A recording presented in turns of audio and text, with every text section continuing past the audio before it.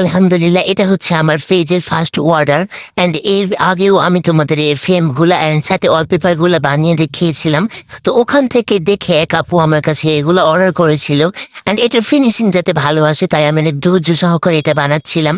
এটা বানাতে আমি কার্ডবোর্ড অ্যান্ড পেপার ইউজ করেছি।